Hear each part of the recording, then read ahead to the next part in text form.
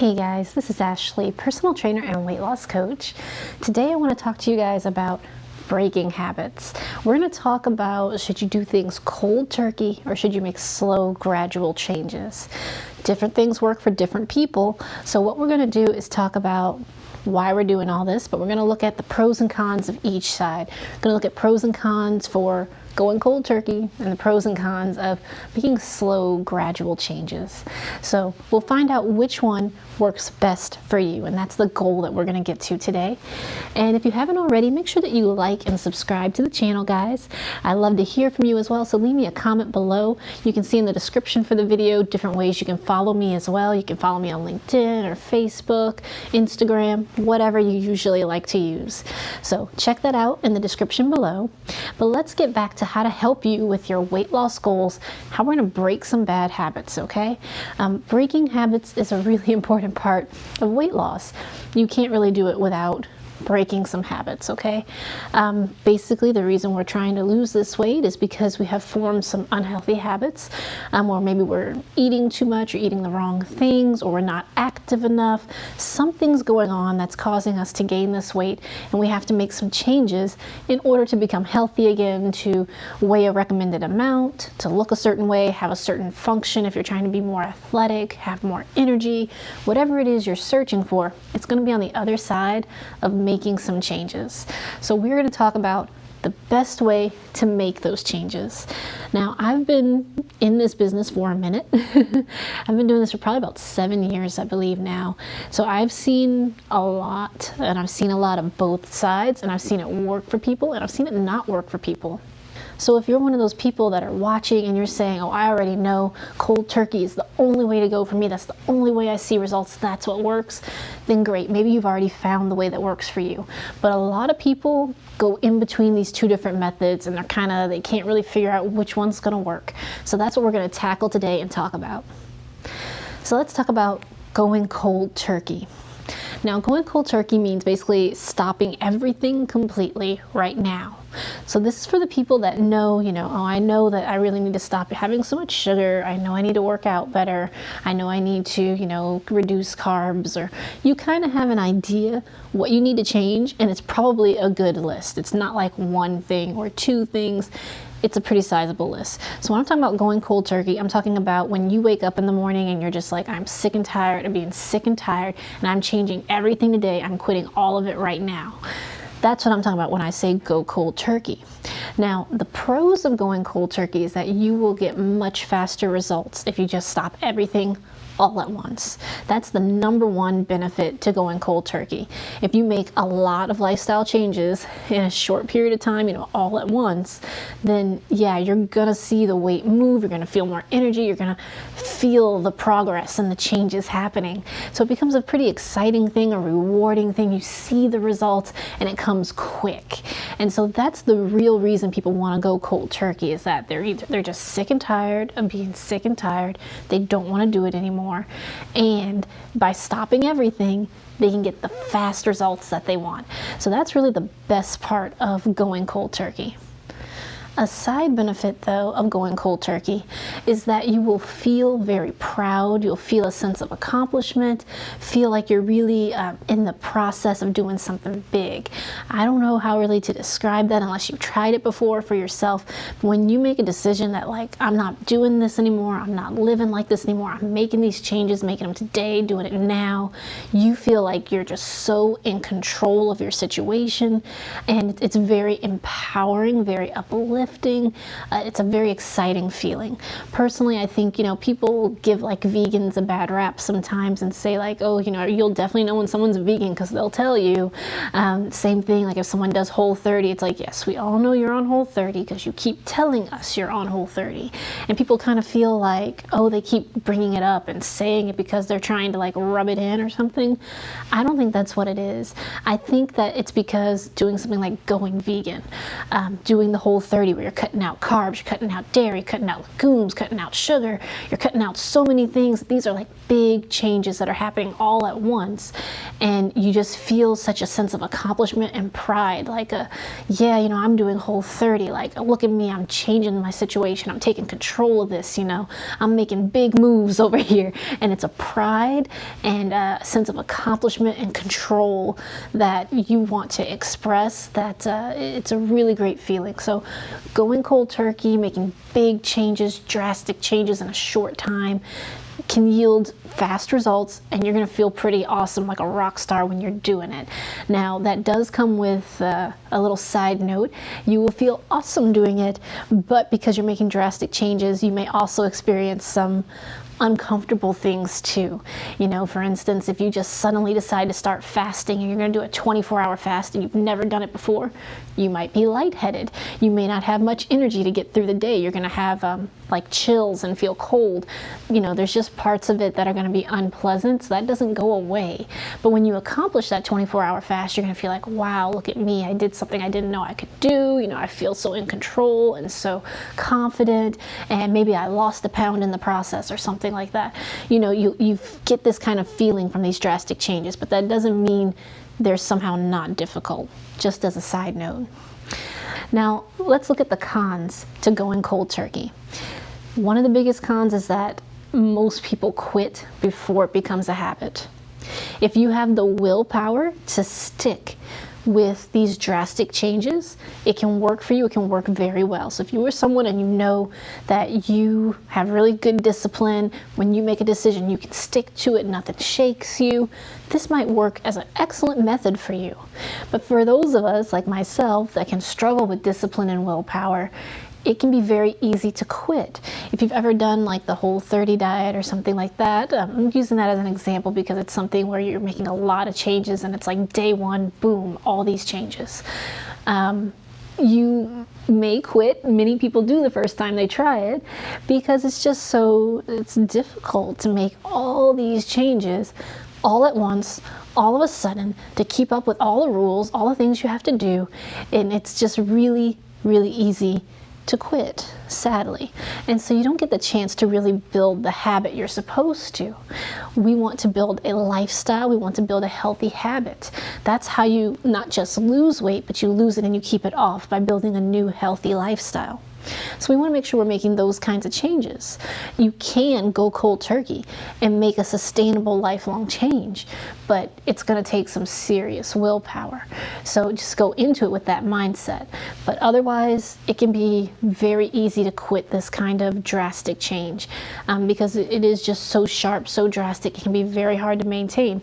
The second something changes in your life, you have to work late. It's suddenly a family member's birthday or somebody's graduation is coming up. Something happens and now it's, you know, oh, well, I can't stick to this diet anymore because there's going to be birthday cake and I'm not willing to sacrifice birthday cake. Things happen and then you end up falling off the wagon. So that's one of the major cons to going cold turkey. The other thing that's a con for going cold turkey is that you can get very lazy with it. I know that might sound weird, but hear me out.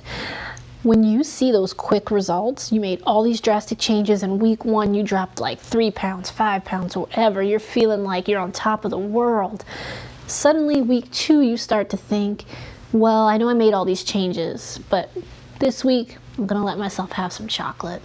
I'm gonna slide a little bit, let myself go a little bit back because it's working, it's going great, and I don't have to keep this level of intensity, this level of pressure, because I'm doing great. I can tone it down a notch. That tone it down a notch is where you start to lose the thing that waiting you to stick with this difficult thing. You were sticking with it because you were seeing results. It was coming quickly, so you were excited. But after some time, operating at this 100% level of discipline can become very difficult. And so you start to want to say, okay, well, maybe I'll just go 90%. Maybe I'll just go 80%. Maybe I'll go 70%. And the next thing you know, you're not getting any results and you're going, I don't know why this diet used to work for me. When I used to do this diet, I lost all this weight, but now it's like I stopped and I don't understand, I don't get it. a lot of times your intensity has decreased. You're not taking it as seriously. You're letting yourself slide, have a little bit of this, a little bit of that, taking some rest days you're not supposed to. You've changed that magic formula that was giving you the results. And when you do that, you'll not get the results, and then you feel as though you're like pushing yourself, torturing yourself, trying to do this difficult thing, and you're not getting results, which is a recipe for quitting. So that can be the major drawbacks to going cold turkey, is that you're very likely to quit if you don't have the willpower to push through. And it's very tempting to become very lazy, let yourself slide, give yourself a break, because it takes such a high level of focus and discipline to get those results that you end up taking a few steps back, and the next thing you know, you're not getting the results. Let's talk about gradual changes. So gradual changes is exactly what it sounds like. It's making slow changes over time. So instead of making a big lifestyle change, everything all at once, stopping everything today, we're going to isolate and identify little things we can change little by little. It might be every week you're making a change. It might be every month you're making a change. The pacing of it's going to depend on whatever habit you're trying to break. But it's going to be at a slower pace, tackling one thing at a time. The main pro of this is that this is a much better way to build healthy habits. So not only are we looking at breaking poor habits, but really focusing also on building new habits, healthy habits. The reason this tends to work is if you only have one thing to focus on, it becomes a lot easier to be consistent with it. If you know the common saying that it takes 21 days to build a habit, then we want to make sure that we can be consistent for 21 days. If you're changing 20 things in your diet, you're doing all this new stuff, it can be very difficult to stick with that for 21 days. But if you're only watching one thing, you're only making sure you drink enough water, that's the only change you're going to make, the only thing you're focusing on, that becomes a little more manageable. That's like a bite-sized thing that you can focus on, that you can achieve. And then after 20 days of making sure you drink enough water, which is half your body weight in ounces, in case you didn't know, if you're doing that for 21 days, that 22nd day, you're more likely to keep it up. The 23rd day again, and so on and so forth. And then you can begin to make other changes, and they can build on each other, so that over the course of a few months, not only are you drinking enough water, maybe you're eating more vegetables, maybe you've cut out sugar, but it took time. You didn't make all those changes overnight. You did it piece by piece by piece, and they built on each other. So that's one of the pros, is that it's very good at isolating one thing to focus on, so that you can focus on it and then really get that one thing down before moving to the next. That was actually supposed to be 2 points. It's supposed to be, building habits and focusing on one thing, but I kind of merged them into one. So one bullet, I guess, for the main pro is that you're going to be able to build healthy habits. And the reason you're able to build those healthy habits is because you're only focusing on one thing at a time. So that allows you to be able to really keep up with these things. You're less likely to quit or fall off the wagon because you're only managing one thing at a time. Now, of course, the number one drawback here is that it's slow. And I mean, it can be very slow, like years. It just depends on what the goal is, what you're working towards, but you need to be mentally prepared that if you're trying to lose 30 pounds in 1 month, gradual changes will probably not get you there. However, if you do slow gradual changes, and it might take you a year or 2 years to lose those 30 pounds, but you stuck through it for a year or two, and you lost the 30 pounds, you are very likely to keep it off the 3rd year, the 4th year, the 5th year. Whereas if you make all these drastic changes, maybe you'll lose those 30 pounds in, a few months, 6 months, 8 months, whatever. But will you really keep it off year 2, year 3, or will it creep back on as you lose that intensity? So the main drawback is that it's slow, but that main pro of building the healthy habits, you have to see what's going to work for you. Everyone is different. Not everything works for everybody. So if you're a person that has the willpower to stick with those changes, then you may be more energized and passionate and able to really do the cold turkey method. But if you know you're someone that kind of yo-yos, goes up and down a lot, you may need more of a slow, gradual changes so that you can make changes, lose a little, make changes, lose a little, make changes, lose a little, but at least you're going on the correct trajectory instead of always up and down as you struggle with your willpower. The most difficult part about making gradual changes is that it's slow, but there's also these periods where you feel like there's no results. So what am I talking about with that? What I'm saying is that you're making these slow, gradual changes. So let's use my earlier example, that for 1 month, you're just gonna change how much water you're drinking. You may not see much change just in changing how much water you're drinking. Now, by the end of a month, you should see some, but I can tell you right now, it's not like, you're gonna suddenly be 30 pounds lighter or something. It's not. It's just not. You'll have better skin. You might have better energy. You might feel like you're glowing more. You may have less oiliness in your complexion. It's helping you in a lot of subtle ways that you don't know, helping your circulation and your blood flow and your system to work better, helping your digestion to work better. You might sleep better. Drinking that water is going to do a lot of healthy, good things for you. But it's not like you're going to wake up and be like, wow, oh my gosh, this water has changed my life. It might happen, but that's for someone that can really see the small details and appreciate them. This is not going to be like, now I'm a supermodel because of this one change. And that can be demotivating. If you've been making healthy changes, doing the right things, and it's been 6 months and you've only lost 5 pounds, you're not wearing a different size clothes, you're not seeing too much difference, maybe you have more energy, maybe your arms got a little bit of tone, like these small little changes, that's just not super encouraging. And usually that happens to people when they yo-yo, when they bounce back and forth between diets. They're struggling with this very process. They're trying to do the right things little by little because they know they need to do them. They want to build the healthy habits, but then they get frustrated because they're not seeing enough results. So they say, okay, fine, I'm going to do this drastic diet. I'm going to do this big life change. We're going to cut everything out. And they see the results they were looking for, and they're like, oh, this is working. This is great. This is what I needed.